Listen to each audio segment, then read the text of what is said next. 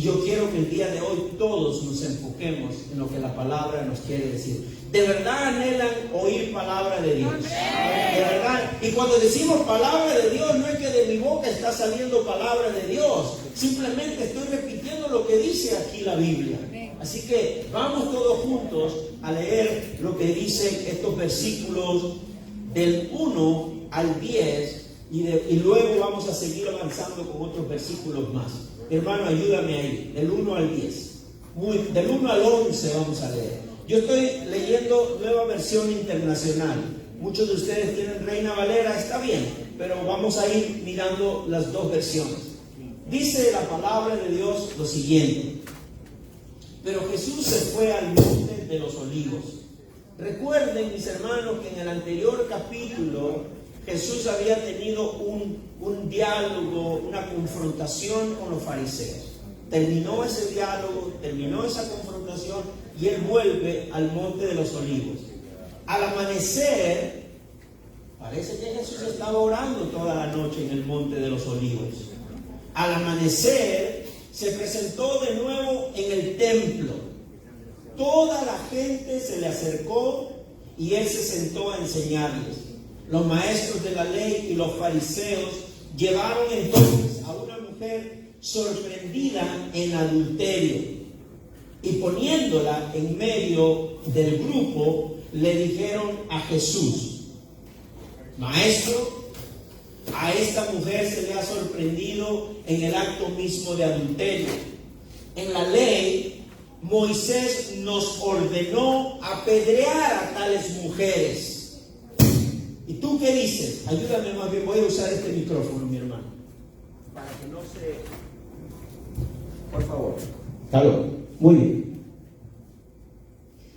Entonces seguimos leyendo. Versículo 4. Voy a continuar con el 4 otra vez, ¿ok? Le dijeron a Jesús: Maestro, a esta mujer se le ha sorprendido en el acto mismo de adulterio.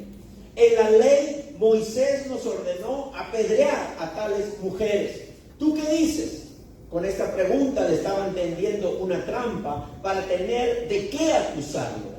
Pero Jesús se inclinó y con el dedo comenzó a escribir en el suelo.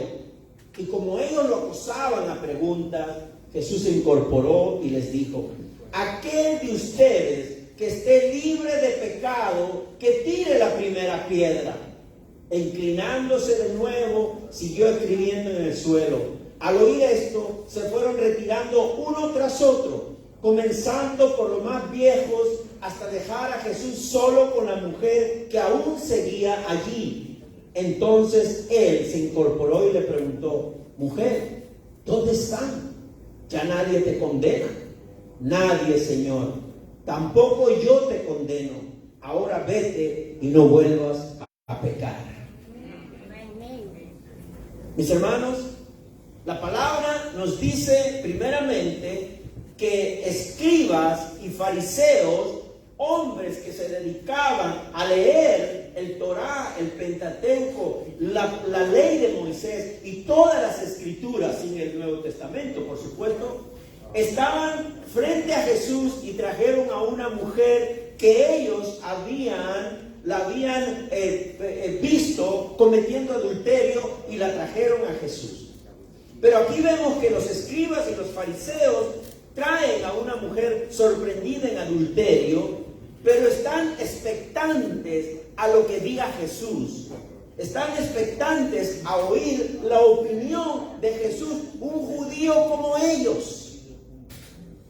Porque había una ley, en la ley mosaica, que condenaba a toda mujer que cometía adulterio y a todo hombre que cometía adulterio, y la ley condenaba a esa persona y la condenaba a la muerte. Una muerte a pedradas. Todo el pueblo tenía que coger cada uno una piedra y tenía que matar a esa persona, porque así era la ley mosaica, la ley que Dios había dado a su pueblo. Más allá de pensar que tenemos un Dios de maldad, cómo va a matar a una mujer o cómo va, por más pecador o pecadora que sea, mi hermano, mi hermana, piense una cosa: La ley no se hizo para salvar a nadie. Y la ley no se hizo para cambiar el corazón de nadie. Porque está demostrado, lea usted el Antiguo Testamento desde Génesis hasta Miqueas, usted va a ver que la ley no pudo transformar el corazón de los hombres. Y la ley no era para transformar el corazón de las personas. La ley era para llevarlos corriendo a Cristo, que era el único perfecto en el mundo.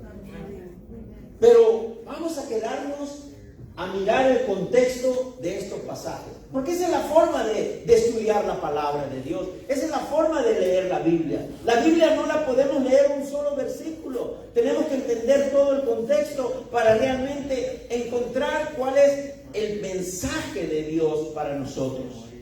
Vamos a leer el Antiguo Testamento, Deuteronomio 22, para que ustedes vean cómo la ley estaba escrita de esa manera.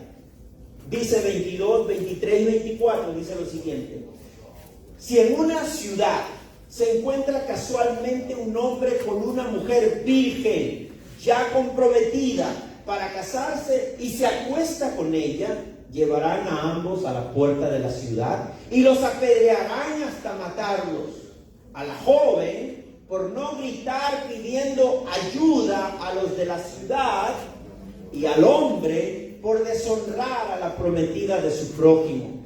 Así extirparás el mal que haya en medio de ti, dice esta ley mosaica en Deuteronomio. Recuerden que para los hebreos una mujer comprometida ya se consideraba una mujer casada. Por eso que posiblemente esta mujer que trajeron a Jesús debe haber sido una mujer comprometida, aún no casada, pero para el pueblo hebreo una mujer comprometida ya era una mujer casada. ¿Se acuerdan de María, la comprometida de José?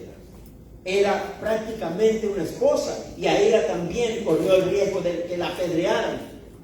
Pero para que tengamos una idea de que esa parte de la ley también la conocía Jesús, la conocían los fariseos y la conocía Jesucristo. El pecado de adulterio debía ser castigado con la pena de muerte. Pero debemos preguntarnos, mis hermanos, en esta mañana, ¿cuál es la razón principal que condujo a los fariseos a traer a la mujer frente a Jesús? ¿Cuál fue la razón principal?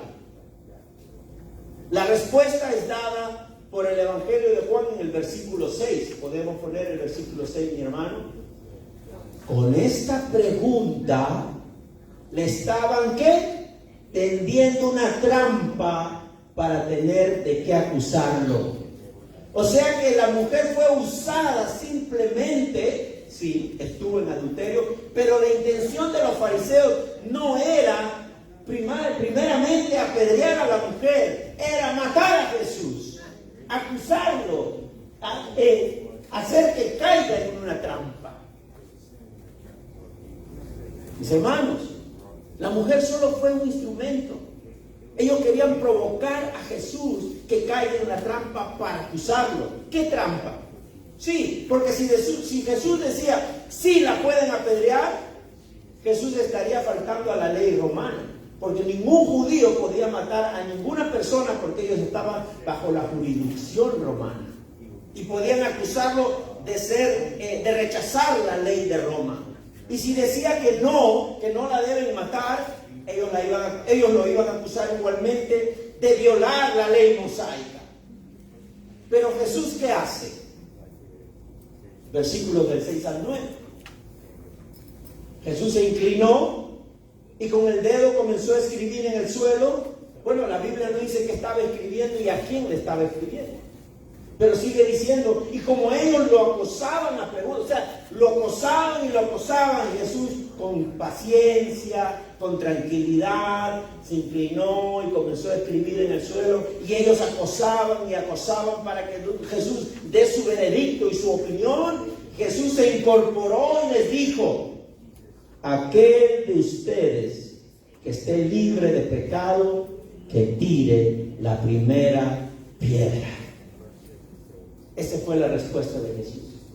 No fue una respuesta directa de condenar a ellos o condenar a la mujer, sino que simplemente dijo: aquel de ustedes que esté libre de pecado, que tire la primera piedra. Quizás al escuchar esas palabras, la mujer estaría aterrorizada. Me imagino que en ese momento la mujer, al escuchar las palabras de Jesús, estaría hasta tapándose, cubriéndose, para por lo menos contrarrestar un poco el golpe de esas piedras. Una mujer con miedo, una mujer aterrorizada, porque el pecado de la mujer es evidente. El pecado de la mujer era evidente. La cogieron en adulterio. Pero ¿qué hay del pecado de los fariseos? ¿Qué hay del pecado de los fariseos? ¿Qué piensan ustedes? ¿Tendrán pecado los fariseos también? Porque con la retirada, al retirarse nada más, ¿qué estaban demostrando? Que también eran pecadores. Que también eran pecadores. Al decir que aquel que es libre de pecado, que tire la primera piedra, Jesús no estaba rechazando la ley de Moisés.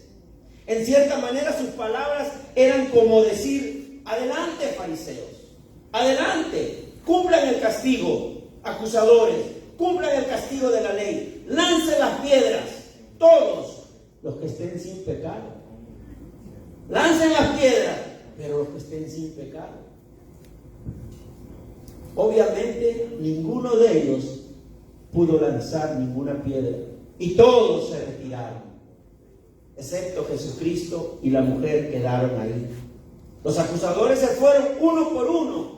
¿Y qué dice la palabra? Mire lo que dice. Al oír esto, versículo 9, ahí déjalo. Al oír esto, versículo 9 dice: se fueron retirando unos tras uno, unos tras otro, comenzando ¿por quién? Por los más viejos. ¿Quién dijo que por tener 80 años ya somos maduros en la fe? ¿Quién dijo que por tener 80 años ya somos perfectos para Cristo? Uno por uno, empezando de los más viejos. Mis hermanos, hasta dejar solo a Jesús, solo con la mujer que aún seguía allí.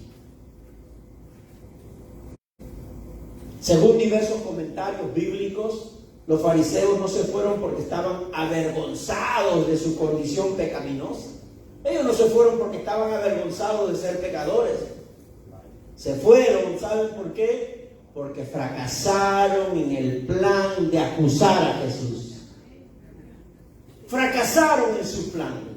Y ustedes, cuando leen el libro de Juan, en los capítulos siguientes van a encontrar que otra vez intentaban matarlo, otra vez intentaban acusarlo. No descansaban. Los rectos, los santos, según ellos, no descansaban en querer matar a Jesucristo. Entonces, mis hermanos, los judíos siempre invocaban la ley de Moisés, pensando en aplicar su castigo no a ellos, sino a otros. Siempre ponían en alto la ley de Moisés para acusar a otros, pero ellos mismos no se acusaban. Pero esta vez el Señor Jesús provocó a que examinaran su propio corazón. ¿Saben lo que es que Dios el día de hoy nos está examinando nuestro propio corazón? Pero lo más interesante es que nosotros estamos examinándonos en este momento nuestros propios corazones. Mi hermano, mi hermana, esta vez el Señor provoca que ellos examinen su corazón. Los fariseos actuaban como testigos, como acusadores, pero el pecado de la acusada, de la adúltera, tenía la misma perversidad que el pecado de ellos. ¿Y cuál era la perversidad del pecado de ellos?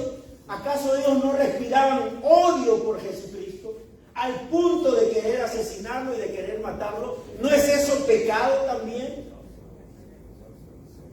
Mi hermano, ¿qué dice Juan 7:19? Un capítulo anterior. ¿No les ha dado Moisés la ley a ustedes? Sin embargo, ninguno de ustedes la cumple, le dice Jesús a los fariseos. ¿Por qué tratan entonces de matarme?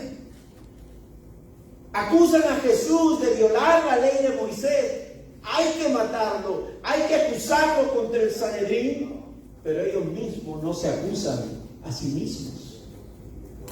Jesús nunca negó la culpabilidad de la mujer. En las palabras que él dijo, en ningún momento negó la culpa de la mujer. Tampoco no malinterpretemos. No digamos, ay, pobrecito. Jesús no negó la culpa de la mujer. Tampoco pensó que su pecado era más pequeño que los otros pecados.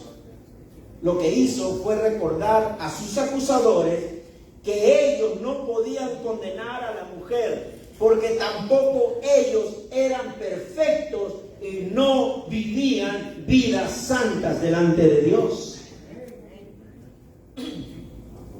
Si alguien en ese momento tenía la autoridad para condenar y para lanzar las piedras, debía ser uno que es perfecto y que no tiene pecado. En todo caso, Jesús era el único que podía lanzar las piedras contra la mujer,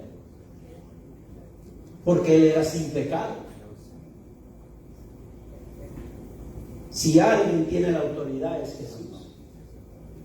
Mis hermanos, esa es la condición trágica del mundo pecador, de las personas sin Cristo. Esa es la condición de las personas sin Cristo.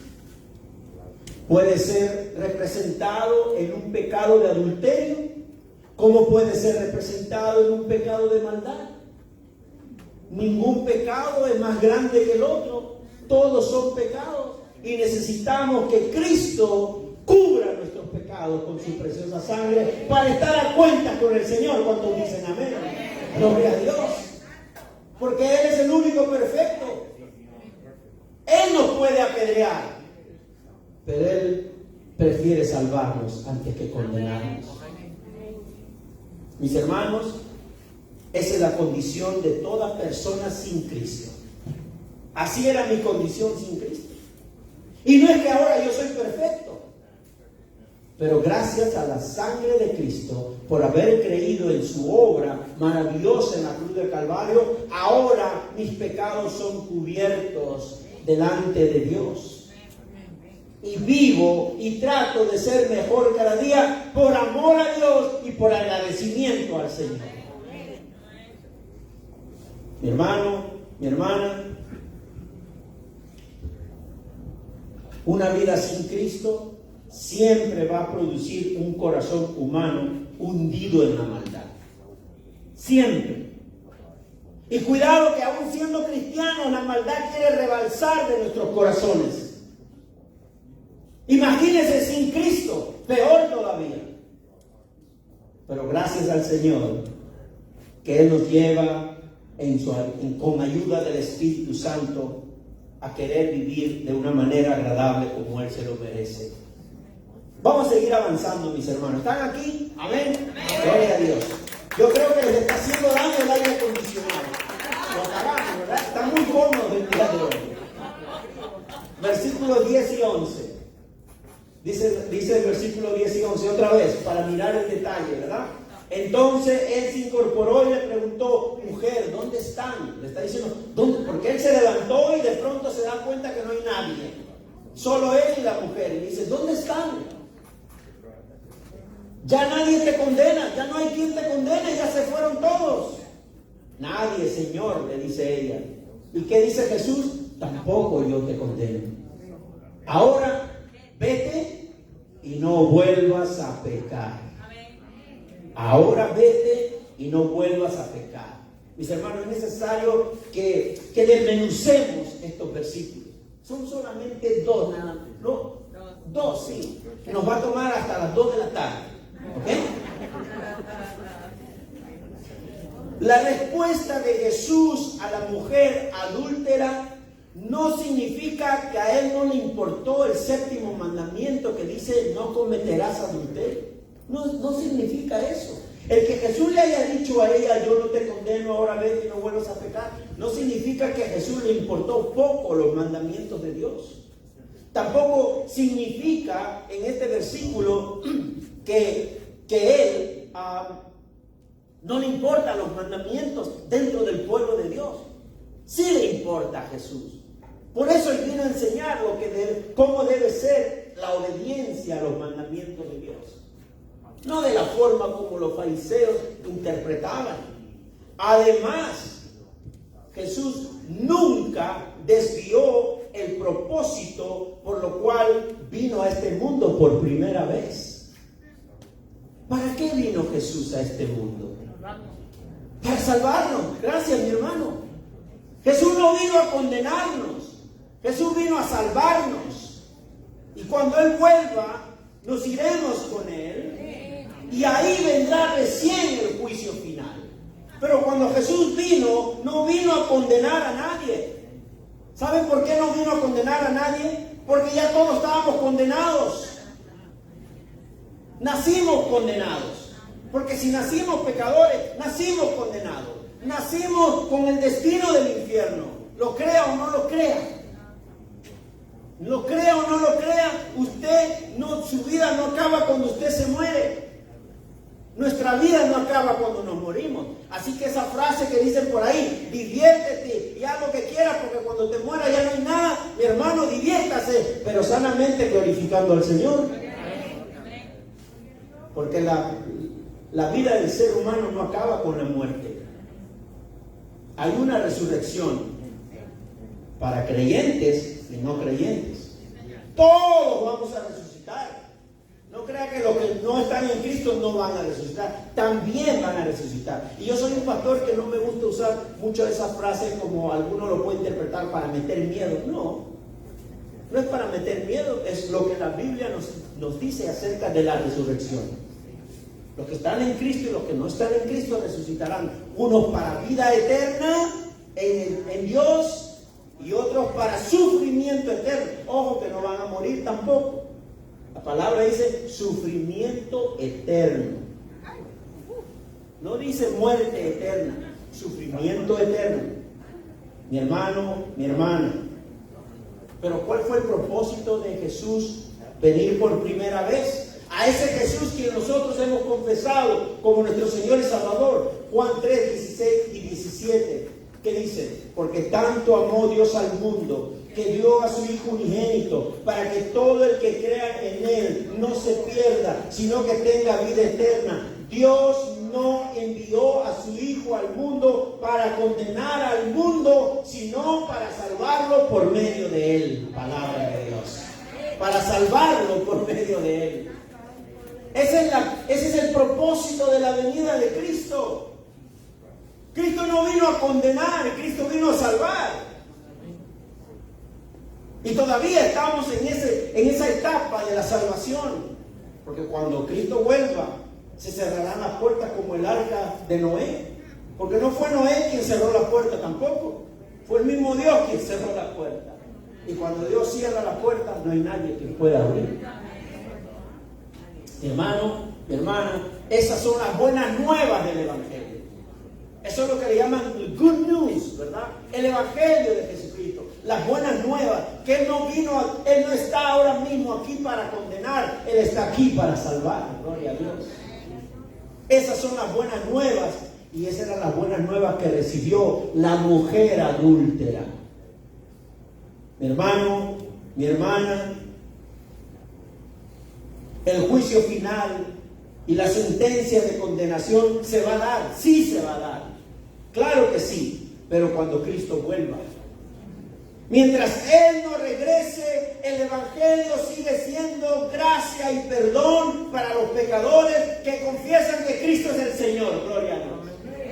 Todavía sigue siendo gracia y perdón para ti, para tu familia y para todos los que no tienen a Cristo como su Señor y Salvador. Todavía sigue siendo salvación, gracia y perdón.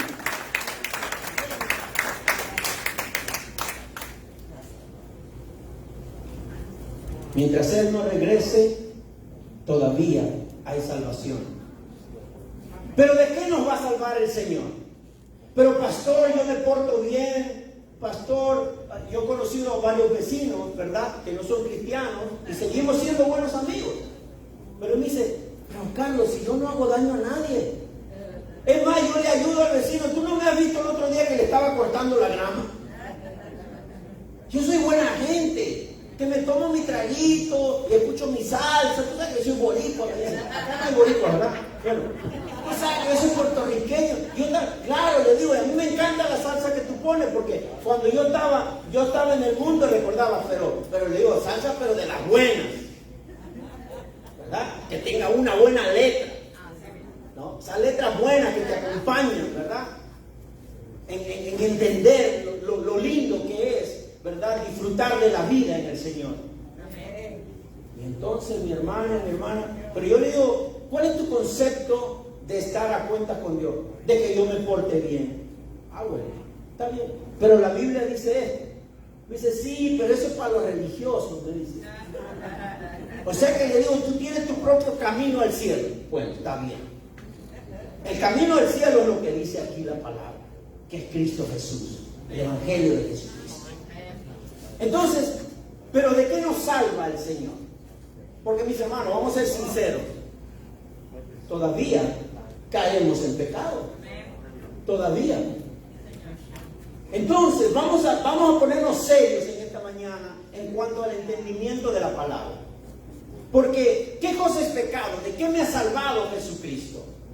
Vamos a mirar la definición del pecado, pero directamente de la Biblia. Vamos a leer 1 de Juan, capítulo 3, versículo 4, porque quiero que hoy día veamos la definición de lo que es pecado. Tengo dos pasajes, 1 de Juan 3, 4 y Santiago 4, 17. Son muchos, pero no vamos a traerlos todos. Dos suficientes. Miren lo que dice. Todo el que comete pecado quebranta la ley. De hecho, el pecado es transgresión de la ley. O sea, ¿qué es pecado? Es cuando transgredimos y desobedecemos todas las leyes de Dios, los mandamientos de Dios. Eso es pecado. Todos los mandamientos de Dios transgredidos y desobedecidos ya se convierte en pecado. ¿Qué dice Santiago? Así que comete pecado todo el que sabe hacer el bien y no lo hace. También es pecado. Entonces, mis hermanos, pecado es todo lo que quebranta la ley moral de Dios, pero también notamos un elemento adicional. ¿Cuál es el elemento adicional, Santiago? No es solamente hacer lo malo, no es solamente pensar lo malo. Pecado no es solamente sentir lo malo. Pecado también es no hacer lo bueno pudiendo hacerlo. No hacer lo bueno pudiendo hacerlo. Es más, un teólogo contemporáneo de nuestros tiempos, Wayne Grudem, también define el pecado de esta manera. Dice, pecado es no ser perfectos a la ley moral de Dios en acciones, actitudes y naturaleza. Para considerarme un hijo de Dios perfecto, debo hacerlo perfecto. Dice el teólogo Wayne Grudem en su libro Teología Sistemática. Una definición de lo que es pecado desde el concepto bíblico. Otra vez, para considerarme un hijo de Dios perfecto, debo hacer lo perfecto, dice la palabra, dice este teólogo. Y si ese es el estándar comparado con los textos, dame el texto anterior. Si ese es el estándar comparado con los versículos bíblicos, con la Biblia, mi hermano, déjeme decirle esta mañana, estamos desaprobados todos. Todos hemos sido jalados en el examen. Como dicen por ahí, nos colgamos en el examen, ¿verdad? Nos colgamos. Suena como medio horrorífico, ¿no? Nos colgamos en el examen. Mi hermano, no olvidemos que hasta los más creyentes fieles, hasta los más fieles creyentes están en riesgo de caer en pecado. Así que no podemos mirar a la otra iglesia como la iglesia imperfecta y la nuestra es la perfecta. Porque todos estamos en riesgo de pecar. Porque está de hacer lo bueno y no lo hacemos, también cometemos pecado delante de Dios. Entonces, con respecto al pecado, la Biblia nos muestra que una cosa, ahora sí tenemos que saber diferenciar lo que dice la Biblia. Una cosa es que el creyente caiga en pecado y otra cosa es que la persona practique el pecado. La Biblia hace una diferencia clara en esas dos situaciones. Una cosa es caer en pecado, ya que todos estamos en riesgo de caer en pecado, pero otra cosa es practicar el pecado. ¿Y qué dice la Biblia con respecto a esas dos situaciones? Vamos a leer Ezequiel, y ahora lo puse en Reina Valera. Ezequiel 18:24, Reina Valera del 60.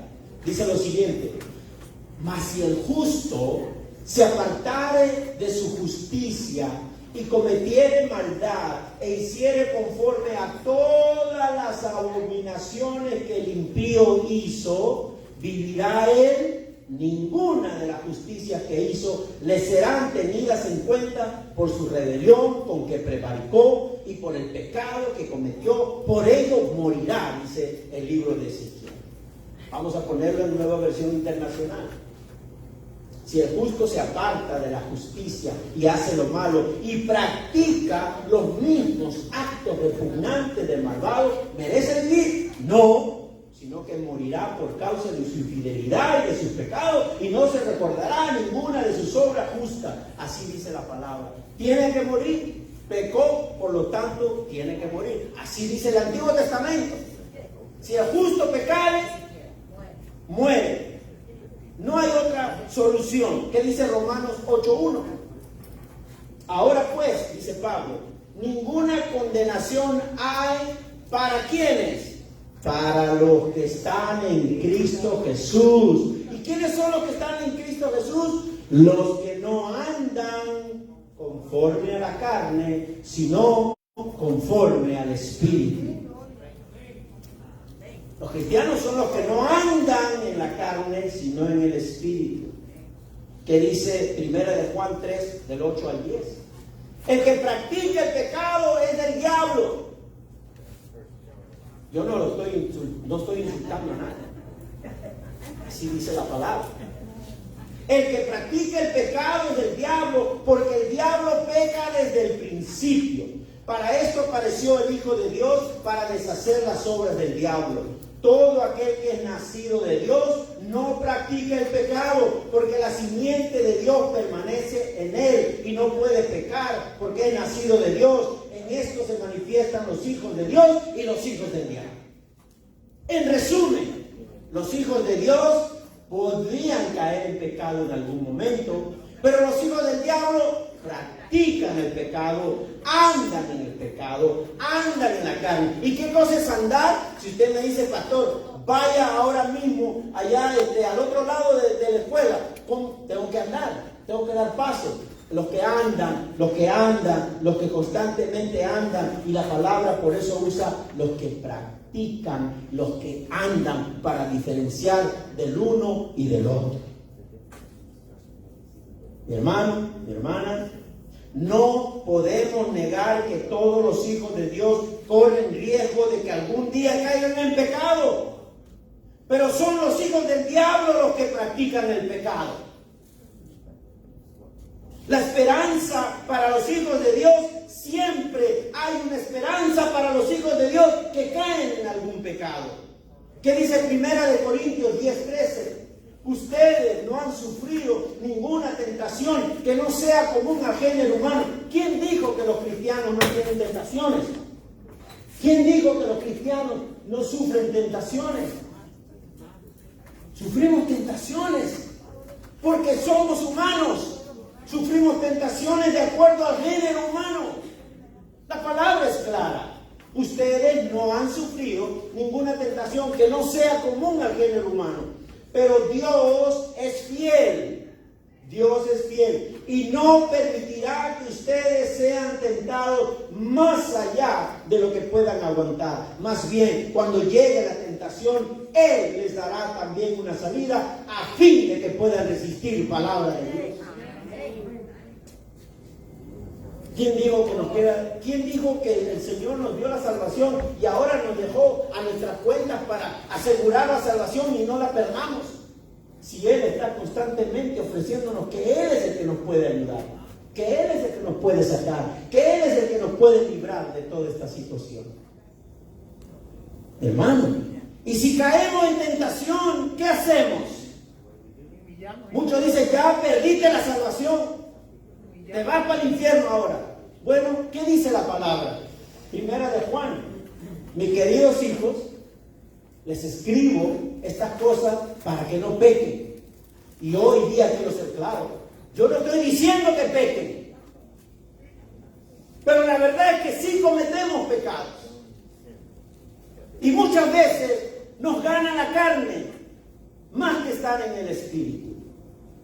Pero la realidad es que, mis queridos hijos, les escribo estas cosas para que no pequen. Pero si alguno peca, tenemos ante el Padre a un intercesor, a Jesucristo el justo. A Jesucristo el justo. Y eso no es licencia para pecar tampoco. Porque yo quiero aclarar siempre eso. Se me malinterpreta cuando traemos el mensaje de lo que es la gracia de Dios. No se pierde la salvación. Aquel que es cristiano, que cae en pecado y se arrepiente, por supuesto que sí. ¿Y qué es arrepentirse? Reconocer, me duele, no me siento bien haber cometido este pecado. No está bien que yo esté haciendo esto. No está bien que yo avergüence mi testimonio como cristiano. Ese es un arrepentimiento sincero. Y vengo y pido perdón.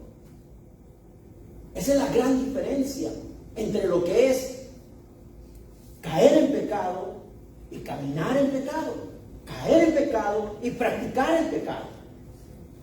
Mi hermano, por otro lado, los que viven, practican y andan deleitándose del pecado y no se arrepienten, ¿sabe qué? Tampoco pierden la salvación. ¿Y saben por qué no pierden la salvación? Porque nunca la tuvieron. Pero lógico. Si son hijos del diablo, dice la palabra, nunca han sido salvos. Los que practican, los que andan, los que caminan, los que se deleitan en el pecado. ¿Se da cuenta la diferencia? No han tenido la salvación. Y la Biblia dice que todavía siguen siendo hijos del diablo. O somos del Señor o somos del diablo. Yo era del diablo.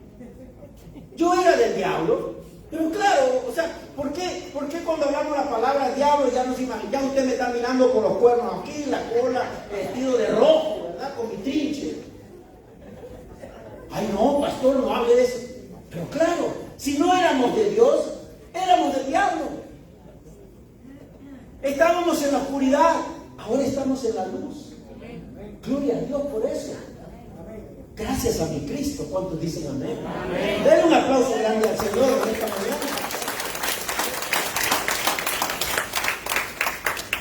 Ahora volvamos a la mujer adúltera.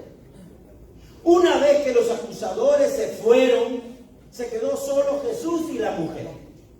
Y a diferencia de los fariseos, Cristo no tenía pecado.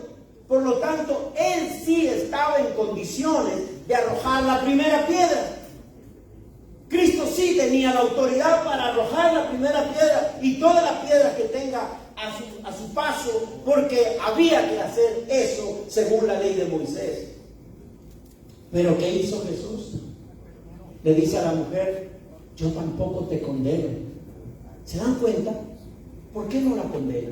Porque Él no vino a condenar, Él vino a salvar. Él vino a dar perdón, a dar gracia y misericordia. Ese es el Evangelio de Jesucristo. El Evangelio de Jesucristo es que Él vino para salvar y no para condenar. Mi hermano, esa mujer descubrió las buenas nuevas de salvación, que solo en Jesús hay perdón para los pecadores y cualquier tipo de pecado. El que usted vea el más escandaloso y el que usted no vea. Porque la codicia no se ve. La codicia se va engendrando en el pensamiento. Usted la ve después que se desarrolló. Pero mi hermano, mi hermana, esa mujer descubrió las buenas nuevas como muchos de nosotros hemos descubierto las buenas nuevas. Que sin merecer el Señor nos ha perdonado. El Señor nos ha salvado. Y cuán agradecidos debemos estar por eso. Cuán agradecidos debemos estar que nos dijo un día, yo no te condeno, vete y no peques más. Hermano, ella descubrió en Jesucristo lo mismo que los fariseos tenían en su Torá y en su Pentateuco. Éxodo 34, del 4 al 6. Esto tenían los fariseos y esto lo leían todos los días. Que dice: Moisés labró 2 tablas de piedra semejantes a las primeras, y muy de mañana subió con ellas al monte Sinaí, como se lo había ordenado el Señor. El Señor descendió en la nube y se puso junto a Moisés. Luego le dio a conocer su nombre. Pasando delante de él, proclamó. ¿Qué proclamó el Señor? El Señor, Dios clemente y compasivo, lento para la ira y grande en amor y fidelidad. Palabra de Dios. Eso se olvidaron los fariseos que trajeron a la mujer adúltera. Ellos no predicaban un Dios de fidelidad, de gracia, clemente, lento para él. Ellos predicaban un Dios de látigo y de condena. Porque solo así podemos cambiar a la gente. Vamos a poner más leyes estrictas para que cambie esta gente rebelde. Mentira, pierden su tiempo.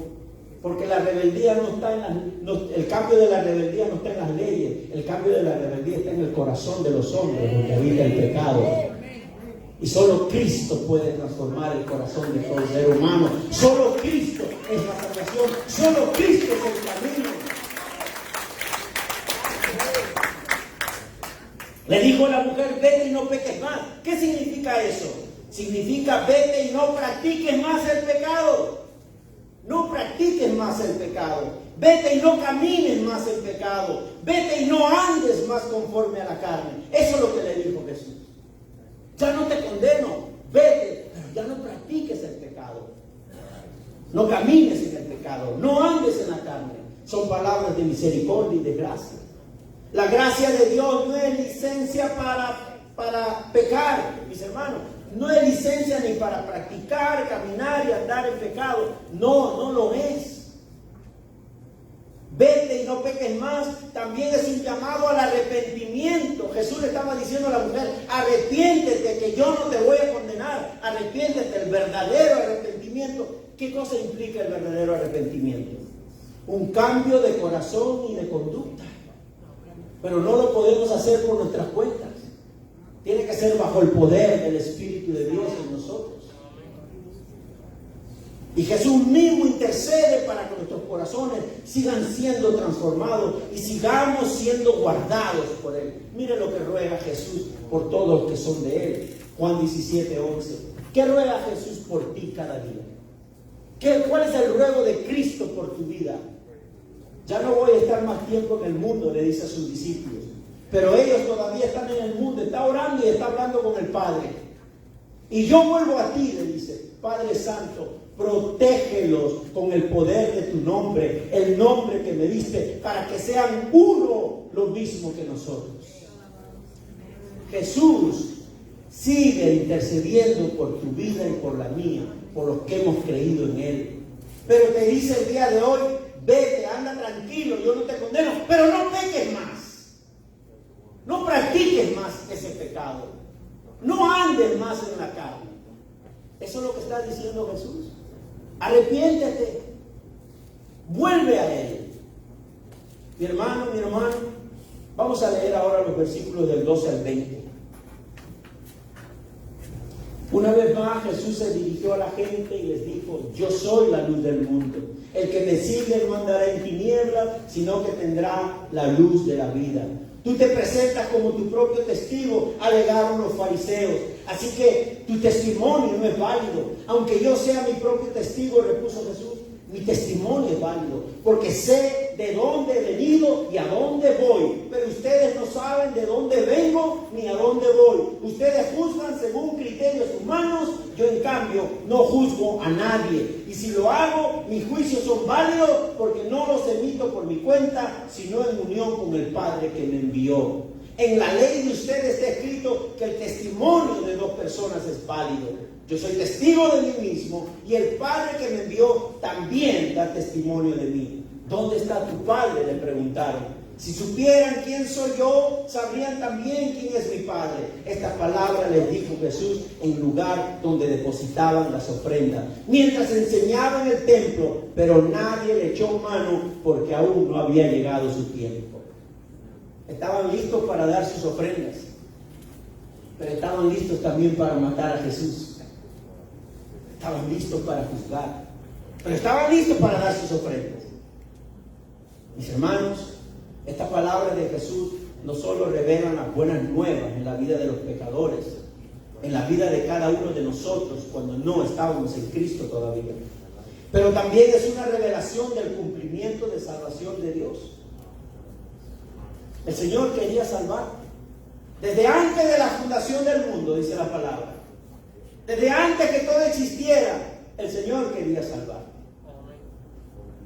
Y ese es el plan de Dios, que todavía sigue activo.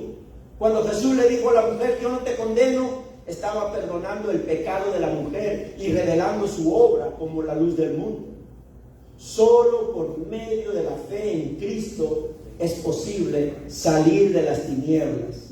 Óigalo bien. Solo por fe en Jesucristo es posible salir de las tinieblas. Y por obra del Espíritu es posible mantenerse en la luz de Cristo. Ya salimos de las tinieblas, pero tenemos que mantenernos en la luz. Y la única manera de mantenernos en la luz es por obra del Espíritu. El Espíritu de Dios es quien nos mantiene en la luz.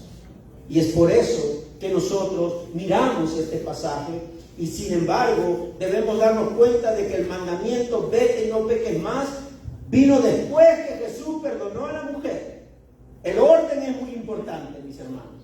Sobre todo para valorar la salvación, para valorar quién inicia la salvación y cómo obtengo mi salvación. El orden es muy importante, porque esta mujer escuchó cuando Jesús le dijo, vete y no peques más, pero se lo dijo después que la había perdonado. Después que le dijo, yo no te condeno. Ese es el orden correcto. Primero la justificación. Todos los que hemos recibido aquí esa clase de discipulado, hemos aprendido lo que es la palabra justificación. Eso no está de adorno en la Biblia o simplemente es una palabra muy técnica. Tiene un significado. Justificación, que es el perdón obtenido por creer en Jesús. Eso es estar justificado, haber sido perdonado por lo que Cristo hizo en la obra, lo que Cristo hizo en la cruz del Calvario. Ese es ser justificado. Yo soy justo no por mis propios méritos, soy justo por haber creído en Jesús. Y el ser justo no estoy hablando de mirar las cosas con justicia, no. Ser justo quiere decir que ahora mis pecados han sido cubiertos. Ya yo estoy libre de condena, porque la justificación es una palabra de la corte. ¿Qué significa? Que cuando me presento delante del juez, me dice, ahora tú eres inocente, ya no tienes culpa, no debes nada, vete y no peques más. Eso es ser justificado por Jesucristo. Somos justos por haber creído en Cristo, en ese sentido. Por lo tanto, ese es el orden. Primero la justificación, que hace Cristo, que es el perdón, y luego viene el proceso de santificación. Vete y no peques más. Ese es el proceso de santificación. Ya Él hizo la obra, ya nos perdonó. Ahora estamos en el proceso de santificación. ¿Y qué cosa es santificación? Es todo el proceso en el que estamos viviendo hoy. Cada día somos santificados. Y digan a los esposos de esta manera, pregúntenle a los esposos cuán santificados somos todos los días. Dice la palabra que por tener la mujer que tenemos, somos santificados. ¿No? Aunque usted no lo crea, pero es santificado por tener la mujer que usted tiene en su casa. Y viceversa también, aunque yo sé que las mujeres no están de acuerdo en eso. Pero mis hermanos, somos santificados.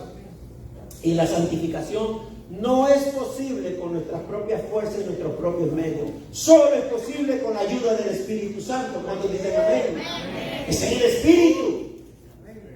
Es en el Espíritu que somos santificados. Un pecador sale de las tinieblas a la luz porque Dios obra a través de su Espíritu la fe en Jesús, el arrepentimiento y el aceptar a Jesús como Salvador. El pecador es perdonado y continúa en el poder del Espíritu, la santificación. ¿Y saben cuál es el propósito de ser santificado? Que cada día nos acerquemos a la imagen de Cristo, a la imagen de Jesucristo. Pensar como Cristo, hablar como Cristo, caminar como Cristo, mirar como Cristo. Mi hermano, mi hermana, es que usted no lo va a poder hacer solo. Tiene que ser en el Espíritu para poder alcanzar todas esas metas. Y esa es la razón por la cual Jesús dice: yo soy la luz del mundo. Pero también Jesús se refería a que era la luz, porque ustedes saben que estaban en la fiesta de los tabernáculos. Era una fiesta grande para los judíos. Y ya en el último día de la fiesta se encendían esos menorá grandes, gigantes. Eso que usted, menorá, ¿cómo se dice menorá? Menorá en español es lo mismo, ¿no? El menorá, esos candelabros judíos que tienen varios brazos, ¿verdad? Ellos encendían esos que eran gigantes en el templo. Y esa era la atracción del último día de la fiesta. Y en medio de ese rito de la iluminación, Jesús se pone de pie y dice: yo soy la luz del mundo, dice Jesús. Ojo que Jesús no dijo: yo soy una luz. Jesús no dijo: yo soy como la luz. Jesús dijo: yo soy la luz. Yo soy la luz del mundo. ¿Qué significado tiene eso? Esos 4 candelabros gigantes encendidos esa noche eran brillantes, pero eran luz artificial, que no pueden transformar el corazón de las personas. No pueden transformar el corazón de las personas. Pero la luz de Cristo sí puede transformar una vida. La luz de Cristo sí transforma las vidas. Dios Padre ha enviado a Jesús, que es la verdadera luz, que con poder transforma el corazón de los hombres, hasta del más rebelde. Jesús puede transformar el corazón. Siga orando. Siga orando por aquellos en su familia. Usted a veces se preocupa del vecino, ¿verdad? De evangelizar al vecino, cuando usted tiene unos vecinos más cercanos a usted que son su propia familia. Siga orando por ellos. Siga hablándoles de Cristo. Mi hermano, mi hermano, vamos a terminar leyendo este diálogo también que está del 21 al 29. Y solo voy a leer unos pedacitos porque la verdad que me desanimo ya a leer esa parte. De nuevo Jesús les dijo a los fariseos: yo me voy y ustedes me buscarán, pero en sus pecados morirán. A donde yo voy ustedes no pueden ir. Comentaban por tanto los judíos. ¿Qué comentaban los judíos? A ver, ¿qué decían los judíos? ¿Acaso piensa suicidarse? Dice que se va a suicidar. ¿Será por eso que dice: a donde voy ustedes no pueden ir? Ustedes son de aquí, le dice Jesús, continúa. Yo soy de allá arriba, ustedes son de este mundo, yo no soy de este mundo. Por eso les he dicho que morirán en sus pecados. Pues si no creen que yo soy el que afirmo ser, en sus pecados morirán. ¿Quién eres tú?, le preguntaron. En primer lugar, ¿qué tengo que explicarles? Contestó Jesús: son muchas las cosas que tengo que decirles, juzgar de ustedes, pero el que me envió es veraz, y lo que le he oído decir es lo mismo que le repito al mundo. Ellos no entendieron que les hablaba de su Padre. Por eso Jesús añadió: cuando haya levantado al Hijo del Hombre, sabrán ustedes que soy yo, y que no hago nada por mi propia cuenta, sino que hablo conforme a lo que el Padre me ha enseñado. El que me envió está conmigo, no me ha dejado solo, porque siempre hago lo que le agrada. No entendieron, no entienden. Dice: hermano, ¿por qué? Es que están en la oscuridad. Están en la oscuridad todavía. No están en el Espíritu. Se tropiezan con sus propias mentiras. Siguen en la oscuridad. Y Jesús es la luz y no entienden porque están en la oscuridad. Mis hermanos, esa es la realidad. Los fariseos seguían en la oscuridad y por eso respondieron con incredulidad. ¿O es que acaso no nos dicen las personas que no están en el Espíritu? Y no hay que culparlos ni mofarnos de ellos. Hay que orar por ellos. Porque si usted entiende la palabra de Dios, es porque usted está en el Espíritu. Porque esto no se entiende por inteligencia ni por intelectualidad. Esto no se entiende yendo a un seminario. Esto se entiende en el Espíritu. Eso se entiende en el Espíritu de Dios. Mi hermano, mi hermana. Él es la verdadera luz, pero ellos no entendían. Pero acá hay algo interesante. Dice el versículo 12. Mire lo que dice el 12. Y quiero que preste atención porque con esto nos vamos a ir. Mire lo que dice el 12. Una vez más Jesús se dirigió a la gente y les dijo: yo soy la luz del mundo. Y mírelo aquí. El que me sigue no andará en tinieblas, sino que tendrá la luz de vida.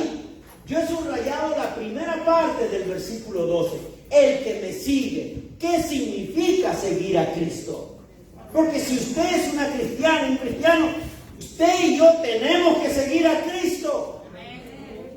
El que me sigue, dice la palabra, no andará en tinieblas. ¿Qué significa seguir a Jesús? La pregunta es: ¿cómo sigues a Jesús en tu vida? ¿Cómo sigues a Jesús mientras estás en tu casa? ¿Cómo sigues a Jesús mientras estás en tu trabajo? ¿Cómo sigues a Jesús en todo lo que hacemos de la vida diaria? ¿Cómo seguimos a Jesús? ¿Qué significa seguir a Jesús? Ahora vayamos, ¿qué quiere decir seguir? Seguir es un verbo. To follow, ¿verdad? Seguir es un verbo. En el idioma griego se refiere cuando un aconsejado, óigalo bien, cuando un aconsejado sigue las recomendaciones de un consejero o un ciudadano, sigue las órdenes de las autoridades o un alumno sigue las instrucciones de un maestro. Eso es seguir. Cuando un alumno sigue las instrucciones de un maestro, cuando un ciudadano sigue las leyes de una sociedad, y cuando un aconsejado sigue los consejos de quien lo está aconsejando. Eso es seguir. Eso es lo que hacemos con Cristo cada día. La invitación es para todos. Es tanto para el discípulo de Cristo, como para el alumno de Cristo, como para alguien que renuncia a su propia voluntad para someterse a la voluntad de Dios. Lo que pasa es que decimos que somos cristianos, pero vivimos en el Antiguo Testamento todavía. Como que si las leyes del Antiguo Testamento las podemos cumplir de manera perfecta, y si no las cumplimos de manera perfecta, nos llenamos de miedo porque ya perdimos todo. Si seguimos a Cristo es porque Él nos ha perdonado. Si seguimos a Cristo es porque en su Espíritu nos va a seguir santificando. Y si seguimos a Cristo vamos a irnos y no vamos a pecar más. Gloria a Dios. Seguir a Cristo. La palabra es clara. Seguir a Jesús porque Él es nuestra luz significa que Él debe gobernar en nuestras vidas. Queremos a Cristo como Salvador de nuestras vidas, pero Cristo gobierna nuestras vidas. ¿De verdad lo dejamos gobernar? ¿O de verdad queremos que Cristo gobierne nuestras vidas? Oye, cuando nuestra esposa nos dicen algo y nos mandan algo y nos ponemos como leones, ¿verdad? Bueno, Cristo gobierna nuestras vidas, no se ponga como león. Cristo gobierna nuestras vidas. Por ahí dicen, el pastor está hablando de su propia historia. Mi hermano, mi hermana, seguir a Cristo significa como aconsejado, como alumno, como una persona que entiende que Él es el camino, el verdadero camino que debemos seguir. Pastor, pero yo lo sigo y todo el tiempo, y mire todo lo que me pasa. Un momento, síguelo como la palabra te indica que lo debes seguir. ¿Saben por qué? Porque Jesús no solamente nos invita a seguirle, sino que hay una bendición para que los que le siguen. Hay una bendición para los que le siguen. La próxima, mi hermano. Y ahí está la bendición. ¿Y cuál es la bendición? No andará en tinieblas, sino que tendrá la luz de la vida. Gloria a Dios. No andará en tinieblas. Esa es la bendición. Si seguimos a Cristo, no andaremos en tinieblas y tendremos la vida eterna todo tiempo. Y hay una conexión bíblica en lo que es la luz y lo que es la vida. Juan 1:4, ¿qué dice? Lo que es la luz y lo que es la vida. ¿Qué sigue, mi hermano? En Él está la vida y la vida era la luz de la humanidad. Juan 12:36, mientras tengan la luz, crean en ella para que sean hijos de la luz. Cuando terminó de hablar, Jesús se fue y se escondió de ellos. Jesús es la luz. Mi hermano, necesitamos esa luz de santidad que disipa la oscuridad del pecado y la maldad de nuestro corazón. Ojo, que estoy diciendo nuestro. A mí no me gusta señalar que ustedes son los pecadores y yo soy el perfecto aquí. Yo soy pastor, sí, pero soy tan humano como todos nosotros del día de hoy. Y tengo que mantenerme en la luz. Tengo que orar en el Espíritu para mantenerme en la luz. Porque Él es la luz, esa luz de gozo que disipa la oscuridad de la tristeza. La tristeza es oscuridad. La depresión es oscuridad. ¿Por qué? Porque nos sentimos asolados, nos sentimos que ya no tenemos fuerza. Mis hermanos, ¿saben de qué manera nosotros necesitamos la luz para tener vida? Como la luz de una incubadora. ¿Usted ha visto por qué a un niño lo ponen en una incubadora con luz alrededor? No ponen la luz para poder ver al niño, no. Porque esa luz es necesaria para que ese niño se fortalezca y pueda tener vida y pueda salir fuerte de esa situación. Esa es la luz que necesitamos nosotros, como niños en la incubadora. La luz de Cristo, para estar fuertes en la fe, para saber en qué fe nos aferramos. Para saber de qué significa ser creyente, qué significa ser cristiano. La luz espiritual es que Jesús nos anime a una nueva vida de comunión con Dios. Esa es precisamente la esperanza que tenemos en Jesús cuando Él dice: yo soy la luz del mundo, el que me sigue no andará en tinieblas, sino que tendrá la luz de la vida.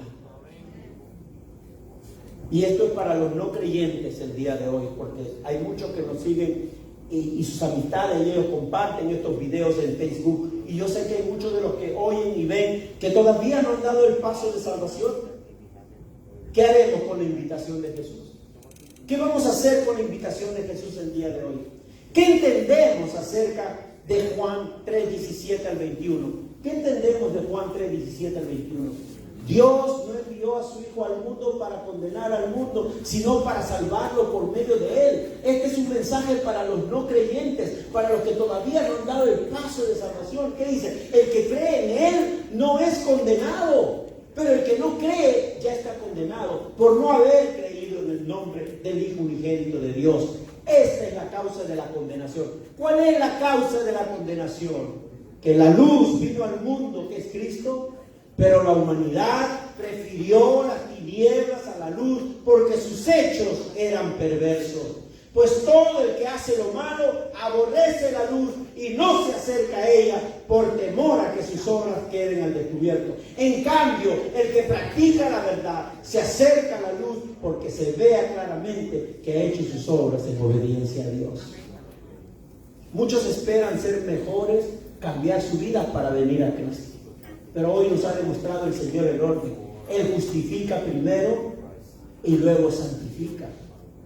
Alguien decía por ahí, ¿verdad? Y lo he contado en otras veces: pastores, que yo bebía mucho, yo no podía ir a la iglesia. Yo hice la promesa que iba a ir a la iglesia cuando dejara la bebida. Cuando dejara de beber, voy a ir a la iglesia. ¿Sabe qué, mi hermano? Un día el Señor lo convenció. Fue a la iglesia y estando en la iglesia todavía seguía bebiendo. Todavía seguía bebiendo. Qué escándalo, ¿verdad? Hay que expulsarlo de la iglesia. Pero ¿sabe qué? El Señor comenzó a obrar con poder en esa vida. Porque Cristo es poder. Y un día Él dio su testimonio en la iglesia. Él dijo: yo estoy aquí, mis hermanos, porque quiero confesar que yo no me quería dejar de la cerveza, aún siendo cristiano, pero la cerveza se alejó de mí. La cerveza se alejó de mí. Ese es el poder de Dios. ¿Cómo tú vas a salir de tu oscuridad, de tu pecado, de tu vida que no está en orden con Dios, con tus propias fuerzas? No puedes. Necesitas la luz de Cristo. Necesitas la luz de Cristo. Necesitamos también los creyentes la luz de Cristo. Necesitamos ser iluminados todos los días. Amén. O ya ustedes están súper iluminados en esta mañana. Necesitamos estar iluminados por Cristo para que siga ejerciendo la gracia y el perdón en nosotros. Mis hermanos, es una rebeldía contra Dios permanecer en la oscuridad del pecado. Es un pecado contra Dios vivir insatisfecho de tener tanto y nos seguimos quejando. Es un pecado vivir contrario a las enseñanzas de Dios y de su palabra. Solo cuando permanecemos en la luz, aplicamos las preciosas promesas divinas. ¿Cuáles son las promesas que les encanta a ustedes y a mí también? No temas, porque yo estoy contigo. No desmayes, porque yo soy tu Dios, que te esfuerzo. Siempre te ayudaré. Siempre te sustentaré con la diestra de mi justicia, dice la palabra. Mis hermanos, si Dios está con nosotros, ¿quién podrá contra nosotros? Jehová es nuestra luz y nuestra salvación. ¿A quién temeremos? Jehová es la fortaleza de nuestras vidas. ¿A quién iré de atemorizarme? Gloria a Dios.